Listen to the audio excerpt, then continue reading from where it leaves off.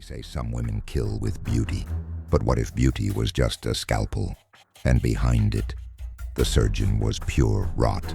I once read that the most dangerous predator is the one who doesn't hunt for survival, but for art. That was her. That had to be her. I am Detective Drayk, and I still remember the way that house smelled before I even stepped inside, like lavender left to rot in the dark. It stood at the edge of the hills, cloaked in quiet wealth, not a mansion, a fortress, and inside it, 4 missing girls' names hung in the air like invisible portraits. No blood, no struggle, just absence, the kind that screams louder than a body ever could. The woman who lived there was Elizabeth, never Liz, never Beth, always Elizabeth. She wore age like a weapon and charm like a smoke screen. She looked at you the way an art critic looks at a forgery, deliberate, cold. She offered tea when I visited. I declined. Something smelled too much like chemicals masked in honey.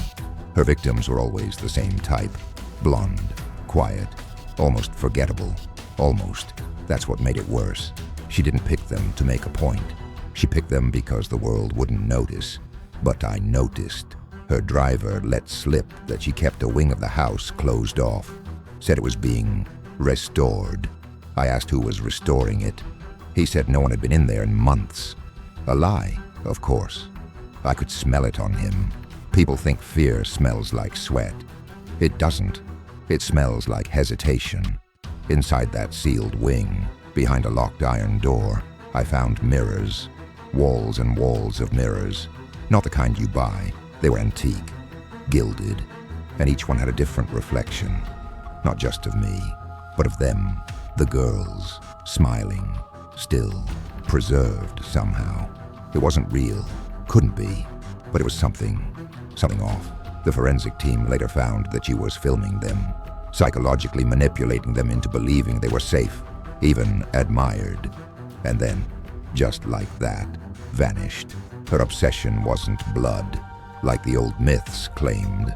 No, her obsession was legacy, immortality, through the perfect moment of fear and beauty. Now here's where I bring you in.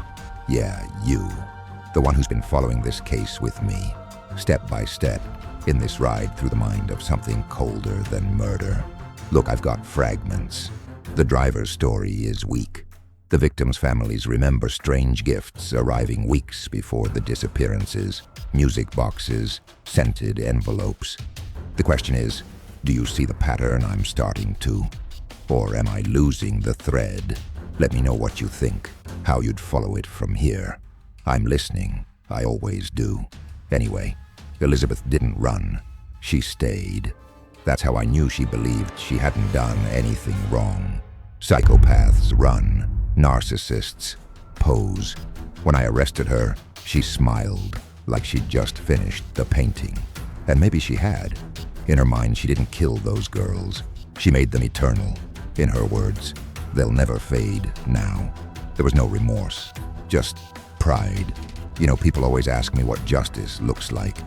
I used to say it was a gavel, a cell door, a signed confession. But after Elizabeth, I'm not so sure. Maybe justice is just making sure the darkness doesn't get to tell the story its way. By the way, if you've made it this far with me, you're already sharper than most. And I like sharp people. Helps me sleep at night, knowing they're out there. So if you're planning on disappearing without subscribing, just know I will notice. And trust me, my memory's better than Elizabeth's mirrors. I'll see you on the next case. But until then, remember, the real monsters aren't in the shadow. They're in plain sight, wearing perfume, offering tea.